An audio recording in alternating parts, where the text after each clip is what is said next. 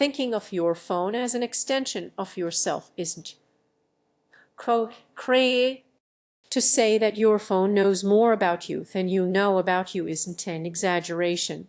It's a statement of fact. Do you remember your location every minute of every day? Do you remember what you said to your friend last leap day at 10:47 word for word? Yeah, of course not. Of course not numbers. Hell, without photos entire holidays would slide out of your mind. While paperwork that tracks us has existed since papyrus without people feeling like those hieroglyphs were literally an extension of the human mind, a phone can hold the equivalent of millions of papyrus pages. At some point, a difference of amount becomes a difference of kind. Since you bought it, how many hours has your phone been more than an arm's reach away? Possibly 0. There's no other object like that in your life. Like that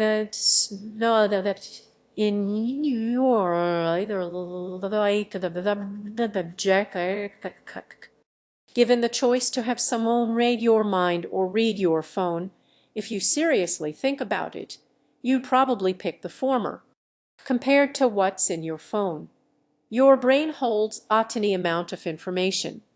Much of it wrong, all of it lossy.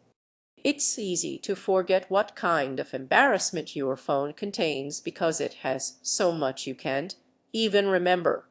As you discover when someone flips through a bunch of photos you thought were safe but suddenly discover aren't. And while the phone now is an extension of the self, we all know where this is going.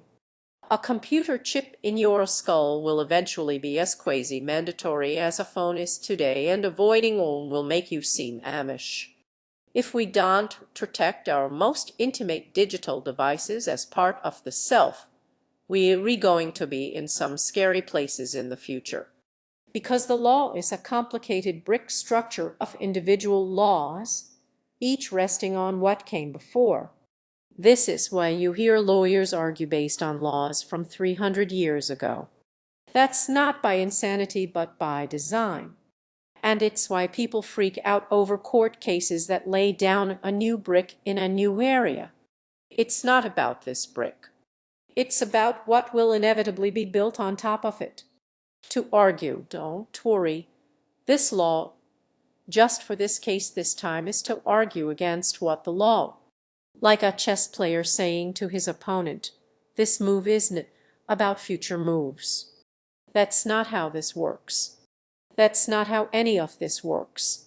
300 years ago, someone writes a law about papers in your house at a time when papers and books were luxury items and half the population illiterate, and then it's applied to millions of intangible files on your phone which in aggregate record every detail of your life.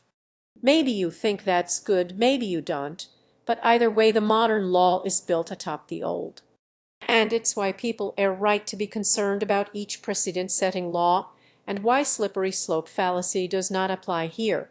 Thinking about today's law, thinking about future law and access to your phone today is unavoidably about access to your mind tomorrow.